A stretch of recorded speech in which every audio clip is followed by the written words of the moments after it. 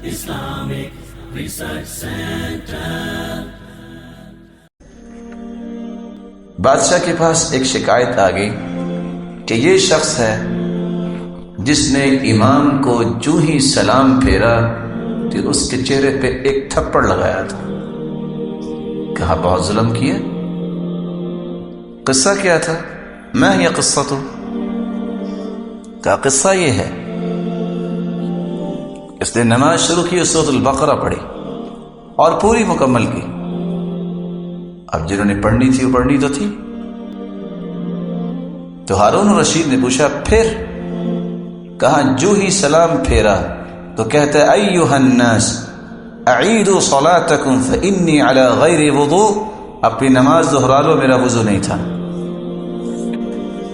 قال یستاہل، وہ اسی لاحق تھا کہ اس کے ساتھ ایسا ہی کیا جاتا.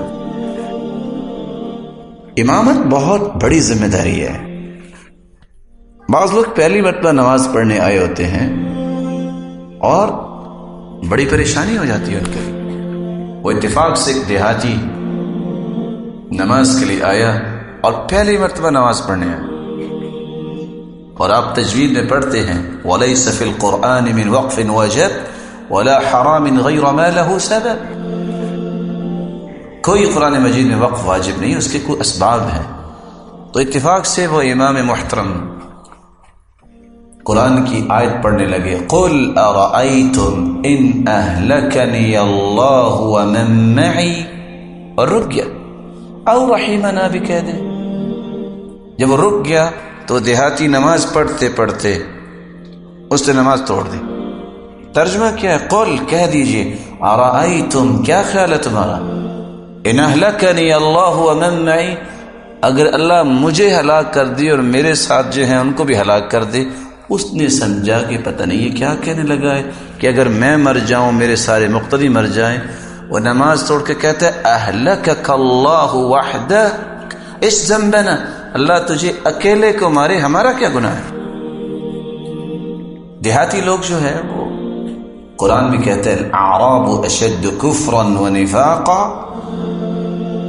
یہ اجڑ جو ہوتے ہیں کفر و نفاق میں بھی بڑے سخت ہوتے ہیں، لیکن جب یہ سیدھے ہو جائیں تو پھر سیدھے بھی بہت زیادہ ہوتے ہیں.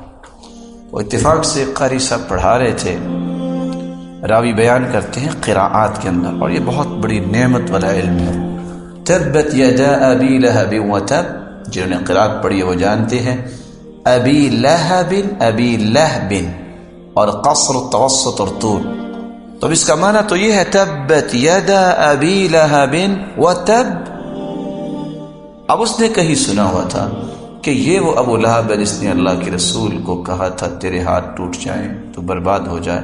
جب اس نے سنا کہ محترم قاری صاحب جو ہیں وہ پڑھ رہے ہیں تبت یدا ابی لہب وتب، پھر اس کو دوسری روایت میں، پھر تیسری روایت میں، پھر چوتھی وجہ، پھر پانچویں وجہ، جب اس نے سنا کہتا ہے یستاہل و یستحق، یہ اسی لائق ہے کہ اس کے بار بار ہاتھ ٹوٹے.